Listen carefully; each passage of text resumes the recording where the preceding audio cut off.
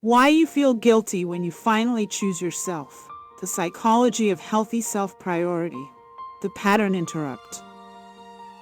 Have you ever said no to protect your own peace, only to feel guilty for the rest of the day? You finally set a healthy boundary, but instead of feeling empowered, you feel selfish. What if that guilt isn't proof that you did something wrong? What if it's simply evidence that you're doing something new? The Mind Care Revelation. Many people mistake guilt for wrongdoing, when in reality, guilt often appears whenever we break old survival patterns. If you've spent years putting everyone else first, choosing yourself won't feel natural at first. It will feel uncomfortable. And uncomfortable doesn't always mean incorrect. The reflection. The question isn't whether you feel guilty. The question is whether that guilt is guiding you toward your values or pulling you back into unhealthy habits. Where the guilt really comes from. No one is born believing that rest is selfish. That belief is learned. Maybe you grew up being praised only when you were helpful. Maybe love felt conditional. Maybe your value was measured by how much you sacrificed. Over time, your brain connected one dangerous equation. If I disappoint people, I might lose their love. So every time you choose yourself, your nervous system sounds an alarm, not because you're doing harm, because you're breaking an old rule. The difference between kindness and self-abandonment. Being kind is healthy. Ignoring yourself isn't.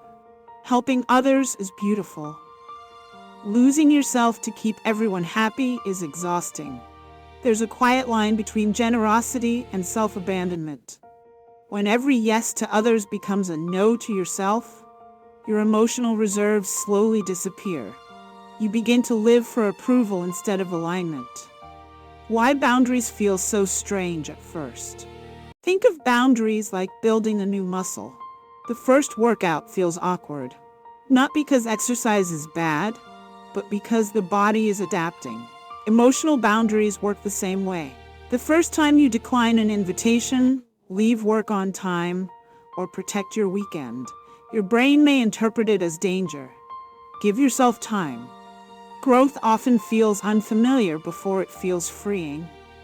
Not everyone will like the new you. Here's a difficult truth. Some people benefited from the version of you that never said no. When you begin protecting your time and energy, they may resist. That doesn't automatically mean you're becoming selfish. Sometimes it simply means the relationship is adjusting to healthier expectations.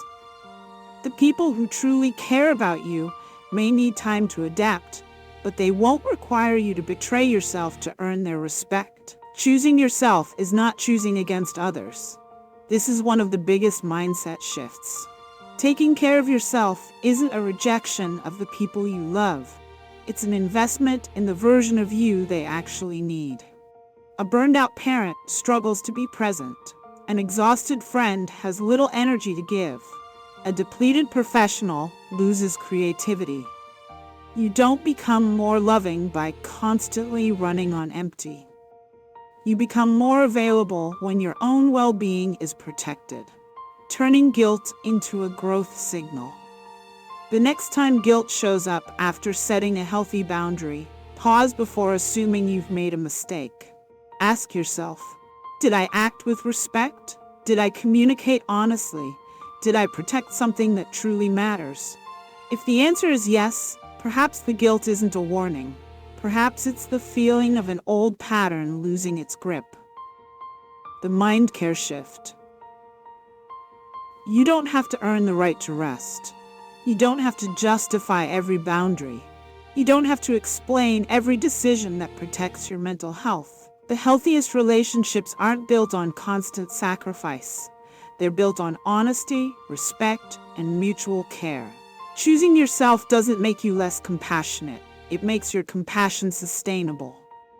Final reflection. You were never meant to disappear inside other people's expectations. Your needs matter. Your peace matters. Your limits matter. The goal isn't to become someone who never helps others. The goal is to become someone who can help others without abandoning themselves.